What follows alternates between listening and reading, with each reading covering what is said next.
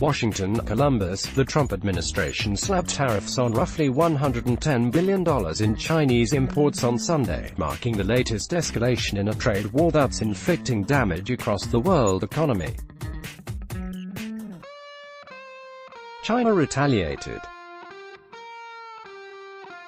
The 15% U.S. duty hit consumer goods ranging from footwear and apparel to home textiles and certain technology products like the Apple Watch.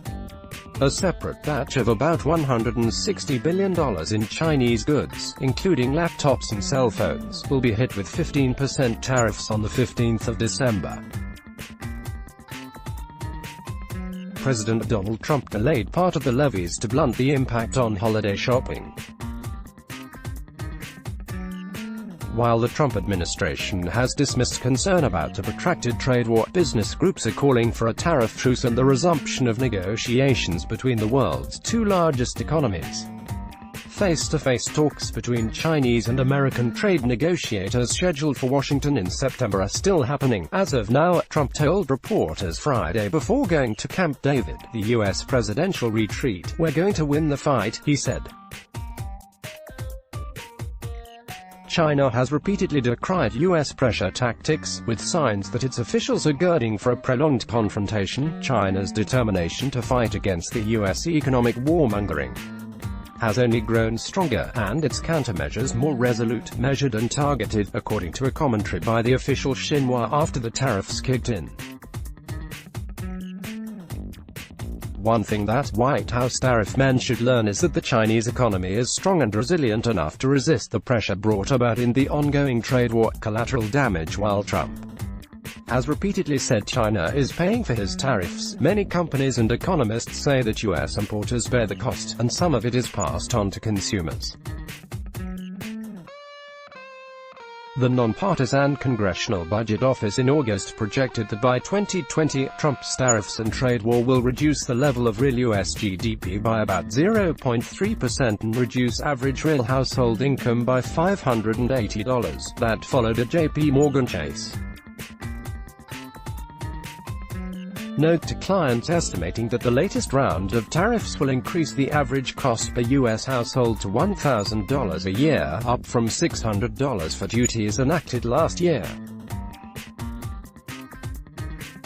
That estimate is in the low range because it was based on a duty rate of 10% before Trump increased it to 15%. About 90% of California-based J-Lab Audio's headphones and other wireless products targeted for duties got hit Sunday, possibly hurting holiday sales and forcing a delay in hiring, CEO Win Kramer said.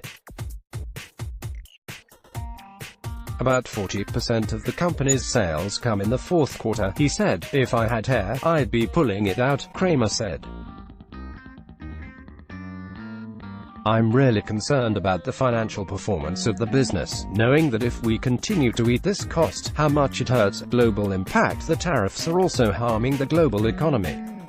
The International Monetary Fund in July further reduced its world growth outlook, already the lowest since the financial crisis, amid the uncertainty from the trade conflict. China's retaliation took effect as of 12:01 p.m. Sunday in Beijing, with higher tariffs being rolled out in stages on a total of about $75 billion of U.S. goods.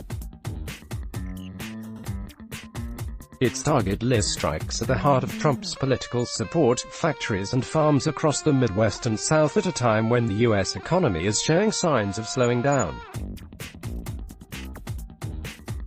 Another issue that Washington's trade hardliners need to stop denying is that the trade war is hurting the American people and businesses, according to the Xinhua commentary.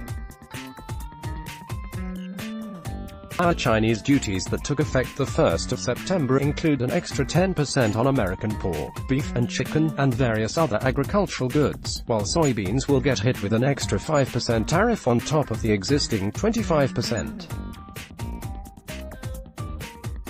Starting in mid-December, American wheat, sorghum, and cotton will also get a further 10% tariff.